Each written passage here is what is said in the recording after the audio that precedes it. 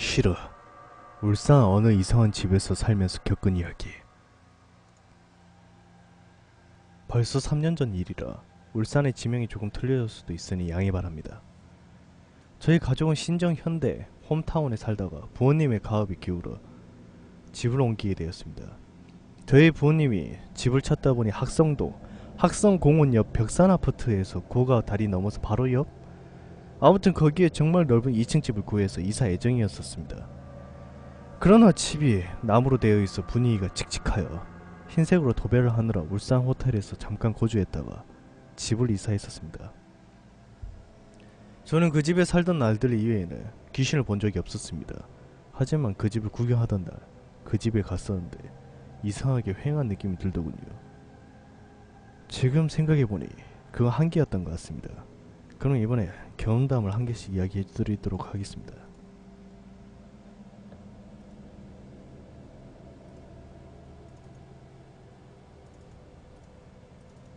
먼저 첫 번째, 귀신, 가히 첫 경험. 언제인지 확실히 기억나지 않지만 시험기간이 일어났던 일입니다. 저는 공부에 관심이 없어 시험기간에만 공부를 하는 벼락치기형 학생이었습니다. 그날도 새벽 3시에 잠이 들었었는데 갑자기 위에서 누군가 혹은 무엇인가가 제 코에 찬이 있긴 불더군요. 저는 깜짝 놀라 눈을 떴습니다. 우리 가족이 장난을 치는 거였지 라고 생각하고 말이죠.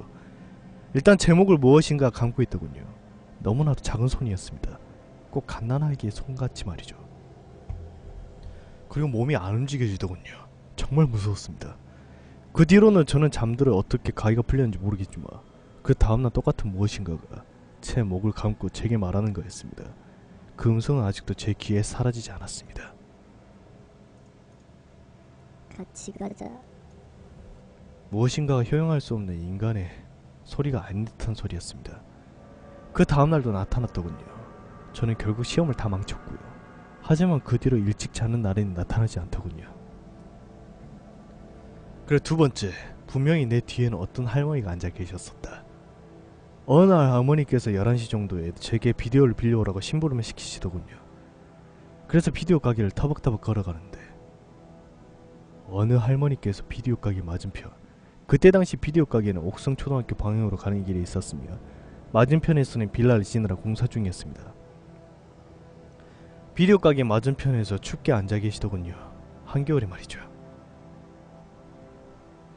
제가 참견하기 좋아하는 성격이라 할머니께 물어봤습니다.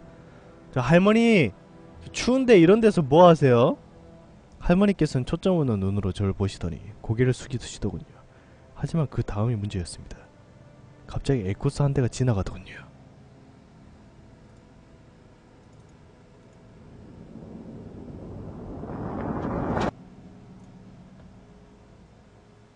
에코스가 지나간 뒤 뒤를 보니 할머니께서는 갑자기 사라졌습니다.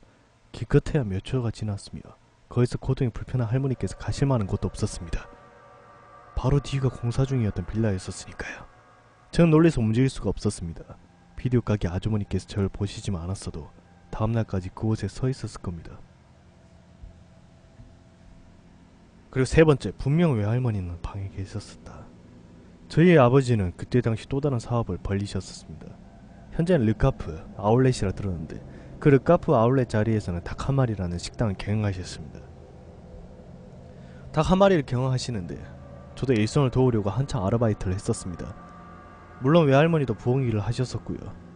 저희 식당은 24시간 영업을 하던 식당이었습니다. 저와 저희 아버지는 낮에는 집에서 자고 새벽에는 가게에서 일을 하였습니다. 여느 때와 같이 일을 끝나고 집에 와서 자다가 허기가 져서 밥을 먹으려고 아침 11시쯤에 깼었는데 옆방에서 TV 소리가 들려 할머니께 아침 인사를 드리려고 방문을 열었습니다. 할머니께 할머니! 아직도 식당 안 나가셨네요? 라고 묻자 할머니께서는 대답을 안 하시고 TV에만 눈을 응시하시더군요. 초점 없는 눈으로요. 그때 당시 할머니는 KBS 드라마 채널에서도 분명히 드라마를 보고 계셨습니다. 계속 말 걸어도 말씀이 없으시길래 기분이 별로이신가 보다 하고 아침을 해먹으려고 부엌에 들어가며 어머니께 자, 엄마! 할머니 아직도 안 나가셨네. 오늘 쉬는 날이셔? 라고 묻자 어머니께서는 할머니 아까 9시쯤에 나가셨는데 뭔 소리야? 라고 하시더군요. 정말 식은땀이 나더군요. 저는 키우는 패키니즈를 끌어안고 방문을 열었는데 TV는 꺼져 있고 아까 할머니께서 덮고 계시던 이불은 단정히 정리되어 있더군요. 그 뒤로 한동안은 할머니 방에서 TV를 못 봤었습니다. 그리고 네 번째, 외할머니 방에는 무언가가 있다. 한동안 할머니 방에서 TV를 못 보다가 잊혀질 때쯤에 저는 학교를 땡땡이 쳐 할 일이 없어 할머니 방에서 투니버스를 시청 중이었습니다. 지코바 치킨을 시켰었는데 치킨이 와서 치킨을 받으러 아래층으로 내려갔다 올라왔는데 할머니 방을 문을 열자 무엇인가가 앉아있다가 할머니 방에서 딸린 창문을 열더니 그곳으로 빨려 들어가더군요. 그 뒤로 아예 이사할 때까진 할머니가 계신 시간 외에는 그 방에 얼씬도 안 했었습니다. 이상 저의 귀신 체험입니다. 그 뒤로 1년을 살다가 인천으로 이사를 왔지만 지금 생각해봐도 정말 이상한 집이었습니다.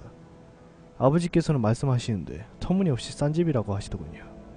나중에 더 알고 보니 그 집과 그 건물이 지어진 지 50년 이상 되었으며 예전에 살던 사람들도 거의 기이하게 죽거나 사업이 망하거나 파산당해서 그 집에서 나갔다고 하더군요.